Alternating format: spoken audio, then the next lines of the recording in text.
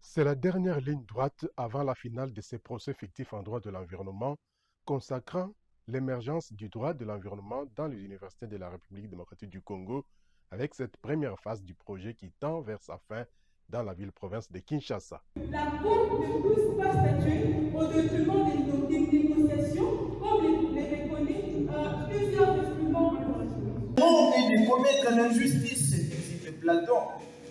Et le maître spirituel Milkao macédonien, philopédagogue Omra Mikhaïl Ivanov, qui va dire que toute injustice n'est qu'un déséquilibre, d'un manque de lumière.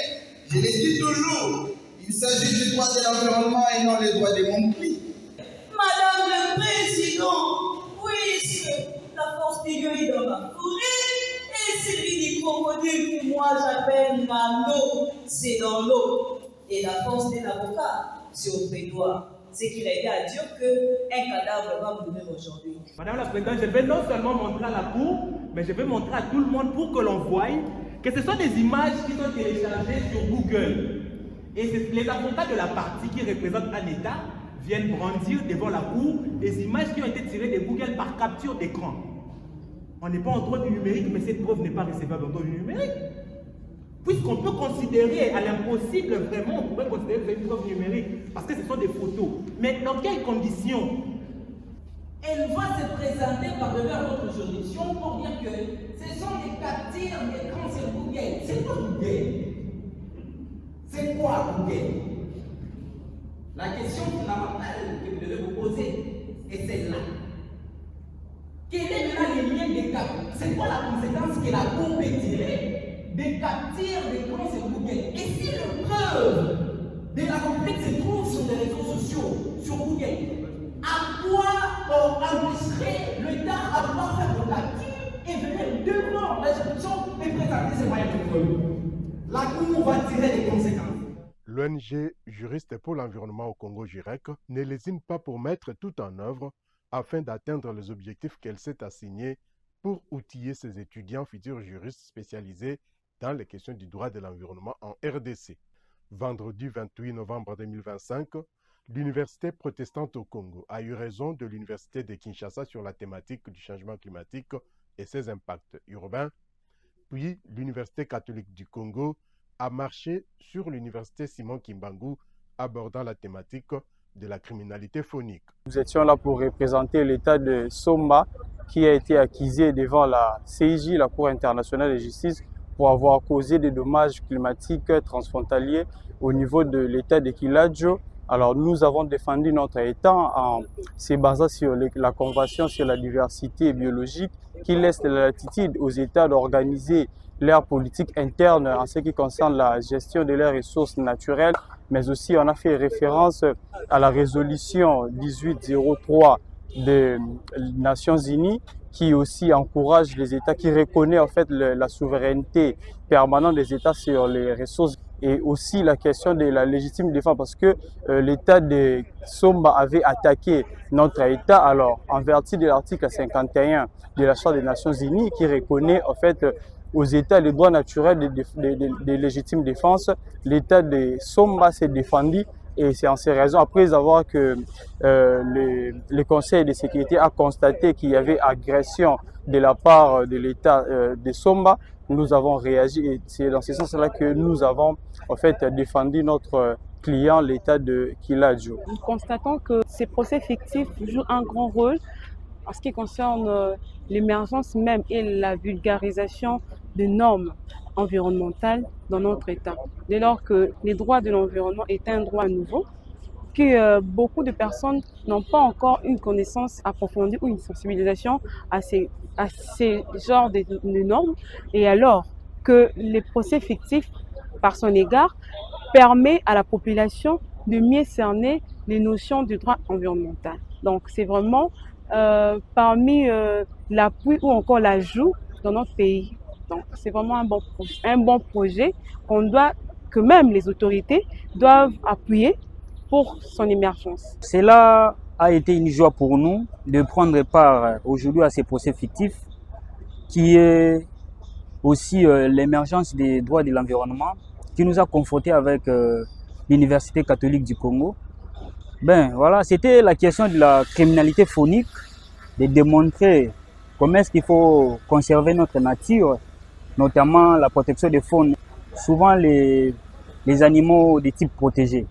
Voilà ce qui a fait l'objet aujourd'hui de notre confrontation entre l'Université Simon Kimbangu et l'Université catholique du Congo. Une étape qui a été caractérisée par une intensité en termes de match. Il y a eu 2 procès au total et 4 équipes qui se sont affrontées.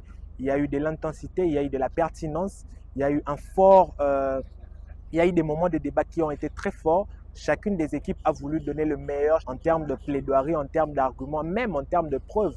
Il y a eu beaucoup de preuves qui ont été présentées et je pense que comparé au match préliminaire et au match de quart de finale, je sens que le niveau est encore en train de monter et on tient compte des observations des membres des jurys pour essayer d'élever encore le niveau davantage. Je pense qu'on a fait le nécessaire. Le nécessaire a été fait. Les jurys sont souverains, c'est aux jurys d'apprécier. Nous, on a fait ce qu'on a estimé bon et nécessaire pour parvenir à la victoire. La victoire est de notre côté souhaitée, en tout cas vraiment souhaitée, et on a fait le nécessaire pour parvenir à la victoire, mais les jurys sont souverains, ça sera aux jurys d'en décider si on est gagnant ou pas. Donc nous on a fait le nécessaire, mais ce qui est vrai, on a été à la hauteur de notre match, on a fait ce qu'il fallait.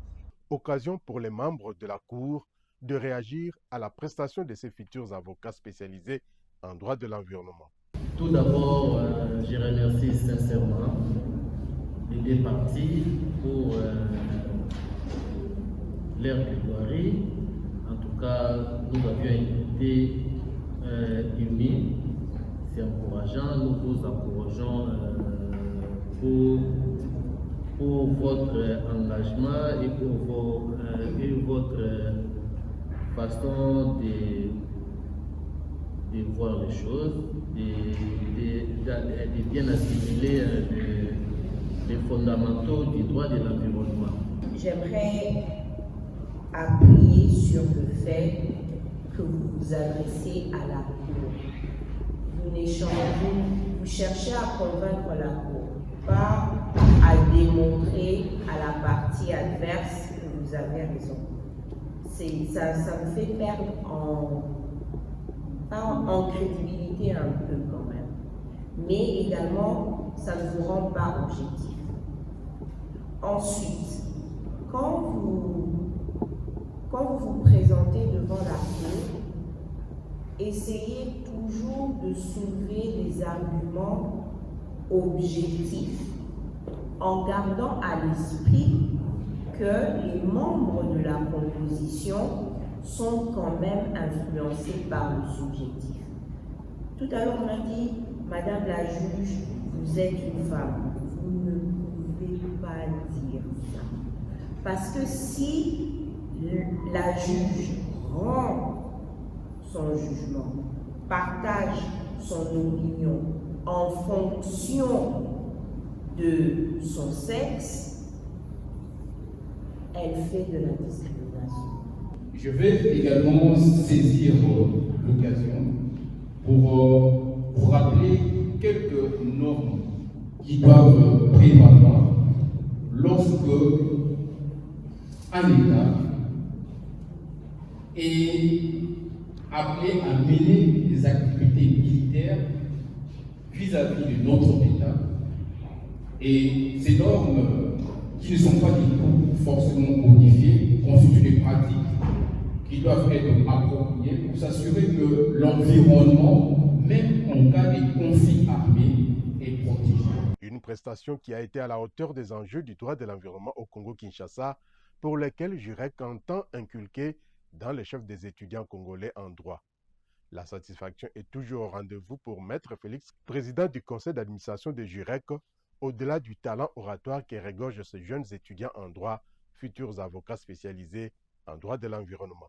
En fait, pour nous, l'essentiel, c'est pas seulement de voir l'art oratoire que vous avez, ça c'est déjà connu parce que tout juriste qui sort de la faculté doit nécessairement savoir qu'il s'attend à ce qu'il soit devant le prétoire, soit comme magistrat ou avocat, mais c'est surtout d'aller au-delà de cela, d'ajouter l'aspect environnemental, le droit de l'environnement. Et comme je vous l'ai dit dès le premier jour. Les résultats que nous aurons tout à l'heure là devraient seulement refléter un esprit de compétitivité, mais pas forcément la connaissance du droit de l'environnement. Et je voulais, parlant des résultats, remercier sincèrement les jurys. Vous avez vu que c'est des gens, c'est des personnes qui travaillent sur la matière, et donc ils ont fait un travail de fond. Maintenant, nous aurons des résultats. Je sais que pour certains, c'est un très mauvais moment, et pour d'autres, c'est un très bon moment. Mais pour nous, les deux moments comptent. Parce qu'en fait, comme je l'ai dit il y a 3 jours dans cette salle, c'est que les résultats nous préparent une autre compétition, mais le collectif demeure le même. Pour nous, on est en face de tous les juristes de l'environnement et nous avons la responsabilité professionnelle de voir comment booster un peu sur l'aspect de l'employabilité, ainsi de suite. Au procureur Osborne Ndomba de proclamer les résultats du jury. On a vu des jeunes hommes passionnés de la science et particulièrement la science environnementale. En tout cas, félicitations à tout le monde. Alors voici les résultats des demi-finales. Il y a d'une part l'UPC qui a affronté l'UNIKIN et ceux qui remportent cette manche, c'est l'UPC. Et le deuxième match a opposé l'USK à l'UCC et l'équipe qui remporte, c'est l'UCC. La finale de ce mardi 2 décembre 2025 opposant l'Université catholique du Congo, UCC à l'Université protestante au Congo, UPC, s'annonce donc palpitante. Toutefois, quelle que soit l'université qui va l'emporter, l'initiative de GIREC laissera un cachet indélébile pour avoir permis à ses étudiants de s'imprégner des notions du droit de l'environnement et ainsi promouvoir une nouvelle génération de spécialistes en droit de l'environnement en République démocratique du Congo.